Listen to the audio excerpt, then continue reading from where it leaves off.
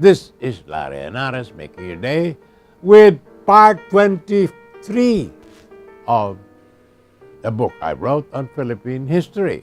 Chapter, Philippine-American War was worse than Vietnam and the Indian Wars. Continue to quote. Rizal and Bonifacio never knew our flag or our national anthem. It was Aguinaldo who gave them to us. Aguinaldo executed the first national revolution in all of Asia. He willed us into a nation and set up the first democratic republic in all of Asia. Sun Yat-sen did the same in China 13 years later in 1911. Aguinaldo challenged Spain and the United States, fought them one after the other. He beat Spain on his second attempt, and the first in Asia to break the shackles of Western colonialism.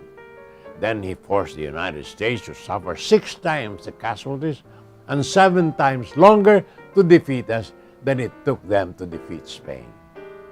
For 4 glorious years, from 1898 to 1902, the first Philippine Republic, the first in Asia, existed under a president who was barely 29 years of age, a giant of a man. General Bell proclaimed, "All able men will be killed." A Republican congressman wailed, "Our soldiers took no prisoners. When they got hold of a Filipino, they killed him." L.F. Adams of Missouri testified, "There were 1,000 dead niggers. That's us. We burned their houses." I don't know how many men, women, children the Tennessee boys did kill. They would not take any prisoners. Captain Bishop shouted, "Kill them! Damn it! Kill them!" General Smith ordered the massacre of Samar. "I want no prisoners. I wish you to kill and burn. The more you kill and burn, the more you will please me." And then further ordered that all persons, men, women, children, down to 10 years of age, were to be executed. The Americans invented the water cure and the sauna system for the Filipinos. The water cure consisted in forcing water into the mouth until the stomach bulged like a balloon, then having several Americans jump on the stomach to force the water out of every hole in the body. The sauna system was instituted to kill all members of a neighborhood for crimes committed by a few.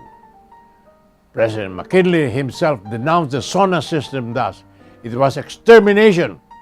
The only peace it could beget was that of the grave. More about this after these messages.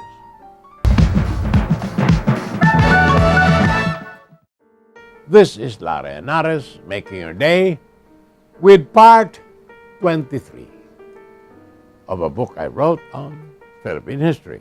Chapter, the Philippine-American is worse than Vietnam and the Indian Wars. And we continue to quote. It was a cruel war the Americans waged against us. The usual ratio between dead and wounded is 1 dead to every 5 wounded. In the Boer War, American Civil War, Spanish-American War, and the 2 World Wars, the proportions somehow remain consistent. 1 killed for every 5 wounded. Even the Japanese killed only 1 Filipino for every 5 wounded. But the American official war record in the Philippine campaign shows exactly the reverse. For every 1 Filipino wounded in battle, 5 were killed. In northern Luzon, 1,014 Ilocanos were killed and only 95 wounded, a ratio of 10 Ilocanos killed for every 1 wounded.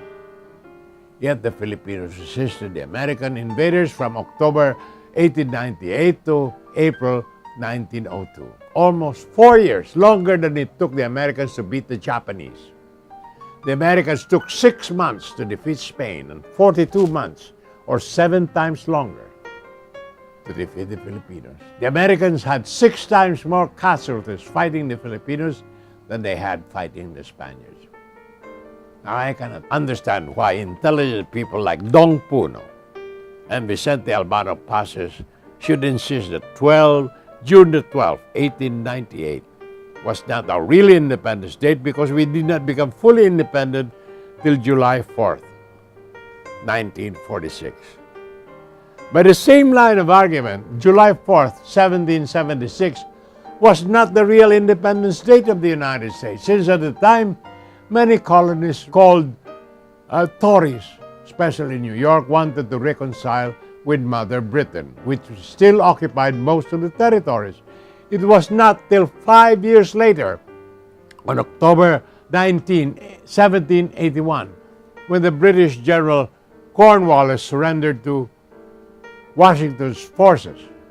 8 years later, on September 3, 1784, when the United States and Great Britain signed their peace treaty.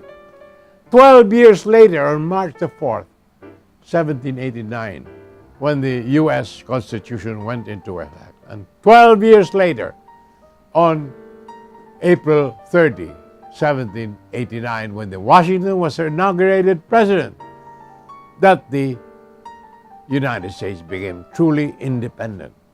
More tomorrow, my dear friends. This is Larry Henares, making your day, saying good day, God bless you. Thank you very much for being with us. Till next time, hasta la bye-bye.